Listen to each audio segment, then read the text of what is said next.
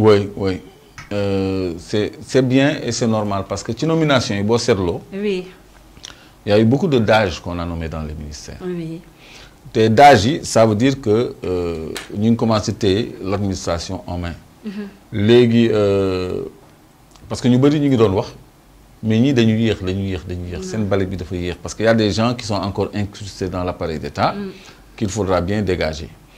Donc DAGE, parce que DAGE, c'est la direction des affaires générales et de l'équipement des ministères. Donc, tout ce qui est passation de marché, tout ce qui est fonctionnement du ministère, c'est la cheville ouvrière du ministère. Donc, on a changé beaucoup de DAGE. Donc, ça veut dire que... Et puis, on a nommé aussi beaucoup de PCA dans des directions fourniront déjà. Comme le port avait un DG, maintenant, il a un DGA qui saute aux yeux, c'est le professeur Goudembou. C'était prévisible? Bon, c'était prévisible. Est-ce que le professeur Goudembou? Non, peut-être pas faux, comme Dambo aussi. Lui, il est enseignant-chercheur. Oui, d'accord. Dame, il a atterri à Sogip. Et il fait un bon boulot. Donc, présider un conseil d'administration, c'est avoir une capacité managériale, c'est tout. Donc, Lolo, il est très méritant parce que... Qui? Il a professeur Ngoudembou. Militant d'où? Méritant, je dis. Pas militant, il est très méritant. Ah, ok. Madame mérito na liñ ko jox parce que sonn na ci combat bi. Donc légui bo andé ak ay nit ci ben dynamique. Bu la yalla denké nguur, ñooñu ngay andal liggéey. Ci ñooñu ngay gëna mëna yakar quand même que ci ñi fi nekkoon. Parce qu'on fait pas du neuf avec du vieux. Donc lool yépp da fay woné rek ni ñi doon yàkkamti naan mbir mi yéex na nommé guñu diw mais mën nañu jël leur mal en patience parce que liggéey bi commencé gul sax en réalité. Tout à fait. Sans que nous aussi on va parler du docteur Khadim Bamba Diagne. Nommé secrétaire permanent du comité d'orientation stratégique du pétrole. COS Petrogaz docteur Khadim Bamba Diagne enseignant chercheur, le maître de conférence à l'UCAD. Il est aussi économiste Clédor poste bi ñu jox ko yaakaar nga ne carrément répondre na ak profilam. Xam nga ñu bari dañuy juum. Oui. Ci les métiers les organisations qui s'occupent de ressources naturelles et de pétrole. Dafa melni ITIE ak COS Petrogaz. Parce que c'est des structures yoo xam ne dañ ko war a tijjel sax société civile bi ak opposition bi. Gis nga opposition bi. Mais parce que c'est une structure d'orientation et de stratégie. COS mooy comité d'orientation stratégique en matière de pétrole et de gaz. Ils sont liés directement à la présidence, non? Oui, c'est lié à la présidence. Oui. ITIE, c'est lié à la présidence. Oui. Et les agences sont rattachées aussi à la présidence. Malick Sall moo fa nekkoon. Wow. Donc, c'est normal que nous, aussi, à la place de Malick Sall, nous avons fait nit. Malick Sall, il a été reçu par le président Bassirou Diomaye. Ils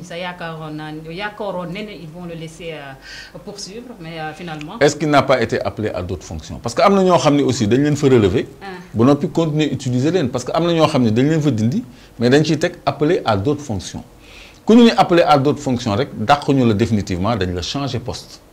Mais vous faites que nous avons fait mais nous avons appelé à d'autres fonctions. Non, aussi. Remplacer. Appelé à d'autres fonctions. Quand mission terminée, sa mission est terminée. Les fonctionnaires de retourner avec le poste, c'est tout. Si on enseignant mu jàngale ji, si on comptable mu dem liggéey, bu doon leneen, bu fekkee disponibilité la amoon. Mais Clédor, nomination yi nak amna beaucoup de polémiques parce que fu mu toll ni gis neen un peu partout les gens disent que fu mu toll ni ça c'est la famille moo nekk au cœur de l'État. La rupture bi nga xamné woote woon nañ ko question yaa ngi posé wu est-ce que la rupture il y en a qui le disent en Clédor les observateurs les voilà tout le monde en parle. Lire naa ko ci journal Le Quotidien. Loolu la revue de presse. Les gens en parlent Clédor. Le Quotidien waaw. Ouais. Waaw léegi moi je vais être plus direct que toi. Allez-y. Je vais être plus direct que toi parce que Oui. xam naa le cas de la fille de Yacine Fall ngay wax. Et de son mari.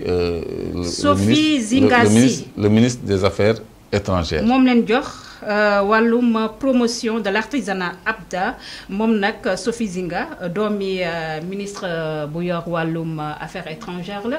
ak ki nga xam ne moo nekk Habib Sy, je pense que c'est ça mu nekk conseiller direct kii di. Jacques Habib Sy.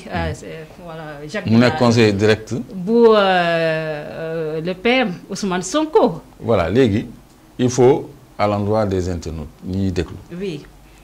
ñu teqale ñaar. Jacques Habib Sy il est conseiller du premier ministre ou bien il est conseiller de Pastef du parti Pastef.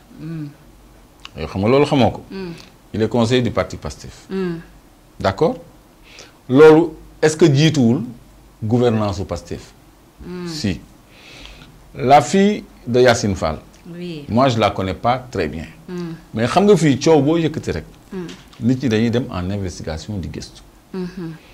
Et je crois que je lui marche pas sur la langue. Mon frère Abdou Khadre est en train de travailler là-dessus. Si. Mais il ressort des informations que moom yàgg na dans le domaine de l'artisanat, de l'art et du stylisme et du graphisme. Et du graphisme. Kon lu mu xam la. Léegi Jacques Habib Sy conseiller de Ousmane Sonko avant muy nekk Premier ministre. Ça change quoi? Pourquoi bi Ousmane Sonko nekkee Premier ministre kenn xamul ni Jacques Habib Sy conseiller Pastef la woon? Pourquoi ñu bëgg a lier papa yaay doom léegi? Mais Clédor, mais attends, on dénonçait ça aussi, Clédor. Non, on dénonçait ça. Dynastie Faisal, les non-noirs. Venant du président de la République. Ça c'est quoi?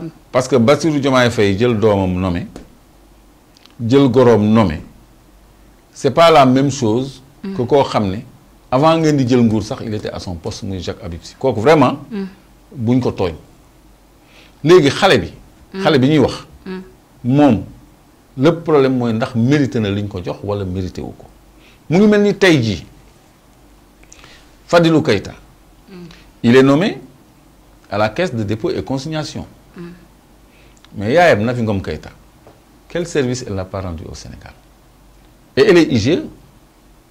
Elle n'est pas à la retraite que je sache. Elle est commis de l'État. Tey jii mën nañ ko soxla à n'importe quel poste. Tey jii bu dul woon mandat wu Bassirou Gueye à la tête de l'OFNAC man j'aurais souhaité que moom ñu delloo si ko OFNAC parce que dafa amoon benn bras de fer parce que moom xam na sàcc yi. xam nañ ni luubal suñu alal elle tient des rapports elle tient des informations sur la bonne gouvernance te ñun dañu bëgg a jubbanti. kon tey jii kooku suñ ko nomoon ci poste boo xam ne par exemple ñu créé woon benn parquet financier ñu dugal ko ci wala ñu créé benn direction d'enquête ñu dugal ko ci elle est toujours IGE ñu jox ko responsabilité bu fës a fës en matière d'investigation et d'enquête dañu ni yaayu Fadilou Keïta la ñu nommé alors que moom mu nekk inspecteur général d'État de classe exceptionnelle moo jiitu Fadilou Keïta nekk caisse de dépôt et consignation te Fadilou Keïta caisse de dépôt et consignation la doon liggéey def na fa liggéey bu mucc ayib cadre parti Pastef la am na qualité yi am na expérience bi am na expertise bi kon le fait que mu nekk caisse de dépôt et consignation kooku y a rien à dire c'est tout à fait naturel c'est même naturel. Mais c'est son poste est-ce que comparer naturel. Aussi la fille de la ministre ak Fadilou Keïta aussi c'est pas la même chose Fadilou Keïta il a été militant. am bu bokkoon ci xeex bi mais attendez. parce que boo waxee mérite aussi d'autres Sénégalais aussi vont te dire am na ñu jàng comme la fille la lu mu jàng. est-ce que tey bu ñu commencé ci ay nomination papa yaay doom aussi. non il y a pas de nomination. parce que déjà Serigne Gueye ministre bu yor wàllum commerce. léegi Jacques Habib Sy kan moo ko nommé. non il n'est pas nommé. mais mu ngi ci biir Pastef. waaw léegi doomu Yacine Fall kan moo ko nommé. kan moo ko nommé. Yacine Fall moo nommé doomam. non.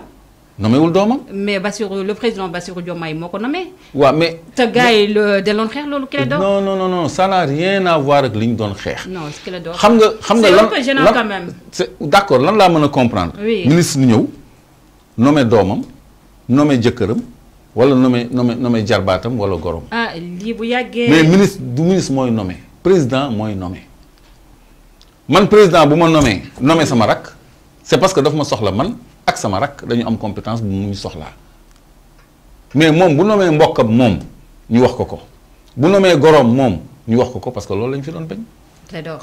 Clédor lii di xam ni déjà Serigne Gueye ministre bu yor wàllum commerce ba ak industrie bi.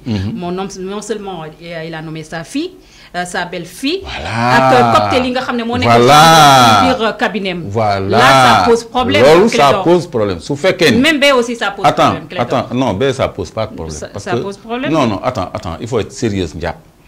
ministre affaires étrangères nommé wul doomam. ministre affaires étrangères nommé wul jëkkëram. président nommé wul jëkkëru ministre affaires étrangères. Le président n'a pas nommé Jacques Habib Sy. Yacine Fall n'a pas nommé sa fille. léegi nag le ministre là nu mu tudd nga ne. Serigne Diop. si c'est vrai que dafa nommé kanam. doomam bu fekkee dafa nommé doomam. sa belle-fille. bu nommé gorom. après copté son gendre. ñaar ñëpp goro lañ leen tuddee en wolof. oui belle-fille ak gendre yëpp goro la ci wolof. oui bu nommé doomam ak ay gorom. loolu dafa war a dañ ci saasi. loolu la ñuy combattre. loolu mooy li ñu fi bañoon démb ak bërki démb te dañuy continuer di ko bañ. su fekkee ni doomam la recruter. ak ay gorom. loolu moom dafa jalgati yoon te daf ñuy teg gàcc daf ñuy manqué loo argument. loolu su fekkee ni moo am c'est à rectifier sur le champ. mais pour le cas de Yacine Fall et de sa fille bon loolu vraiment c'est de l'extrapolation venue d'un journal Le Quotidien. boo xam ne ñëpp xam nañu mais journal Le Quotidien ban moo ko bind tout le monde en parle. mais on en parle parce que journal Le Quotidien daf ni papa yaay doom dafa def extrapolation et c'est malhonnête intellectuellement parce que président Bassirou Diomaye Faye nommé wul Jacques Habib Sy nommé wul doomu Yacine Fall kese la nommé. Jacques Habib Sy il est conseiller de Pastef. léegi sa femme était cadre de Pastef. doomi Yacine Fall bi c'est qui a nommé. mais le président de la République. et qui a nommé aussi la maman. oui mais pas au même poste. non c'est-à-dire c'est pas pareil xam nga ministre bi nga ma jox léegi ministre bi nga ma jox exemple am léegi kooku li mu def c'est répréhensible mën nañ ko ñaawlu c'est même pas répréhensible mais mën nañ ko dénoncer mais vraiment Jacques Habib Sy bu leen ko tooñ parce que président nommé wu ko donc Yacine Fall bu leen ko tooñ parce que nommé wul doomam donc papa yaay doom amul ministre boobu ngay wax nag bu fekkee ni dafa nommé doomam et je mets ça au conditionnel parce que man ci presse bi rek laay déggee te man damay moytu dégg ci presse bi rek dogu moo tax ma ni su fekkee ni dafa recruter doomam recruter ay gorom loolu moom lañ fi doon bañ kooku duñ ko nangu tey mais kaw Yacine Fall extrapolation les deux cas de figure Le Quotidien la c'est pas pareil am nga si kii gis-gis bu wuute mais c'est un peu gênant les patriotes yéen tamit soyez kii rek fair play dañuy émission rek soyez fair play mun leen tere nit ñi vraiment ñu poser wu ay questions pour tout ce qui se passe dans cette république soyez fair play sànq ba tey ñu ngi émission muy neex Clédor am na yeneen nomination yoo xam ne aussi